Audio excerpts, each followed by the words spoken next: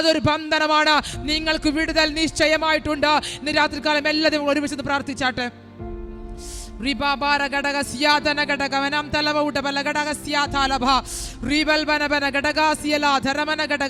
Anti പ്രാർത്ഥിക്കാനിരിക്കുമ്പോൾ ഒരു concentration കിട്ടുന്നില്ലല്ലോ.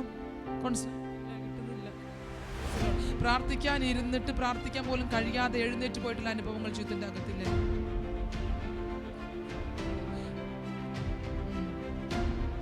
രാത്രികാലം നിങ്ങളുടെ പ്രാർത്ഥനയ്ക്കകത്ത് ചില ജീവൻ വെളിപ്പെടും. അതുകൊണ്ടാണ് നിങ്ങൾക്ക് പ്രാർത്ഥിക്കാൻ പറ്റാത്ത ഈ അനുഭവങ്ങൾ കടന്നു വരുന്നത്. കുടുംബത്തിൻ്റെ ഒരു വിളക്ക് പോലെ ആയിരിക്കുന്ന നിങ്ങളെ അത് കെടുത്തി കളിക്കുന്ന ഈ അനുഭവങ്ങൾ ഇന്ന് രാത്രിയിൽ അത് പോട്ടാണ്.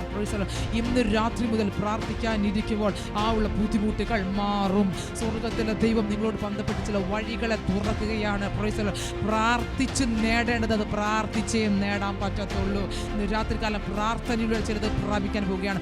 പ്രാർത്ഥനയുടെ ആത്മാവിനെ സ്വർഗത്തിലെ ദൈവം കൈമാറട്ടെ യേശുവിന്റെ നാമത്തിൽ. എല്ലാ ദൈവങ്ങളും പ്രാർത്ഥിച്ചാട്ടെ. ഇന്ന് രാത്രികാലം ദൈവ പ്രവൃത്തി നടക്കട്ടെ യേശുവിന്റെ നാമത്തിൽ. യേശുവിന്റെ നാമത്തിൽ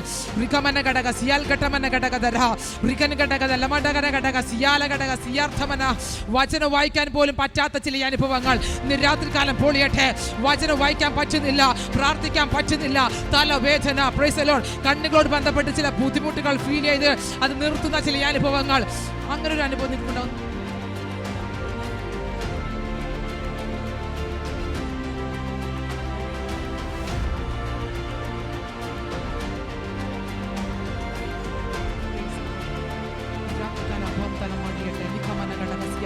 അഖിൽ പാസ്റ്റർ മുൻപോട്ട് വന്ന് ഒരു വാക്ക് പ്രാർത്ഥിച്ചാട്ടെ.